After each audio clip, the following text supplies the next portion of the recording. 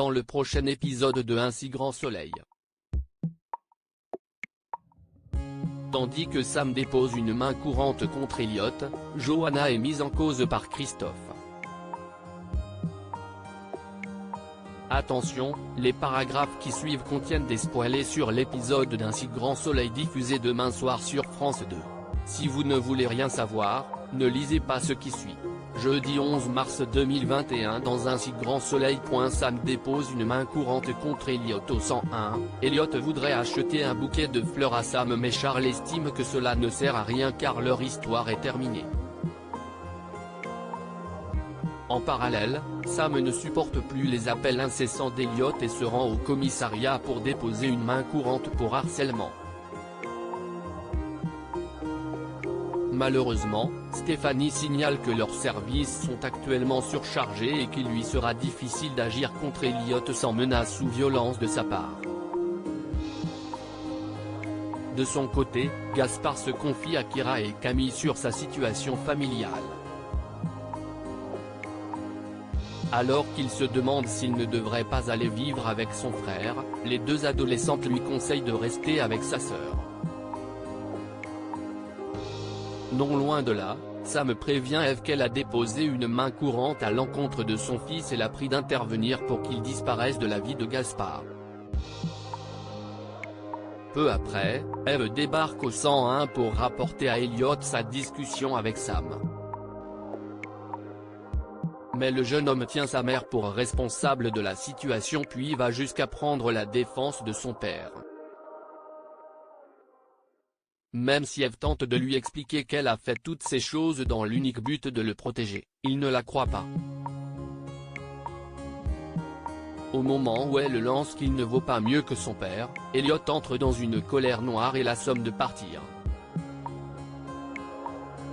Au plus mal, Eve retrouve ensuite Justine et lui raconte ce qu'il s'est passé. Peu étonnée, la femme d'affaires l'encourage à prendre ses distances avec son fils arguant qu'elle ne pourra pas le sauver contre son gré. Becker tombe quant à lui sur la main courante de Sam puis téléphone à Elliot pour le prévenir. Si le jeune homme rétorque qu'il souhaite tout simplement sauver son mariage, Becker voit là une occasion de le mettre en prison et promet qu'il y sera bientôt. Johanna est mise en cause par Christophe. Lucille attend Johanna devant son travail pour l'interroger sur l'affaire Beaulieu pour le compte du Midi Libre. L'avocate accepte de répondre mais a rapidement l'impression que la journaliste cherche à lui faire dire que la mort de Michael est de sa faute. Comprenant que l'avocate n'est pas en état de parler, Lucille coupe alors court à l'interview.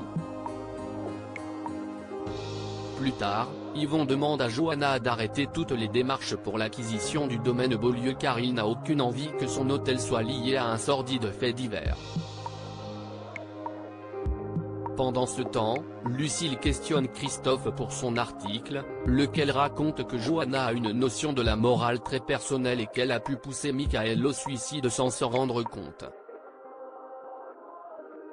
À plusieurs kilomètres de là, la police reçoit le rapport d'autopsie confirmant le suicide de Michael.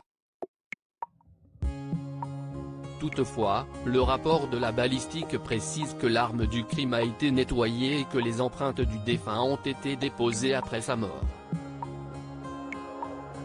Par la suite, Élise convoque Christophe pour lui poser des questions.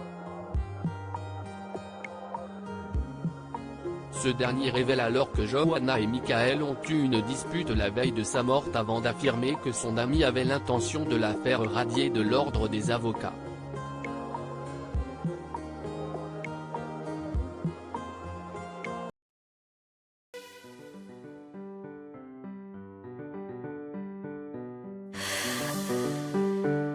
The man I love just had a heart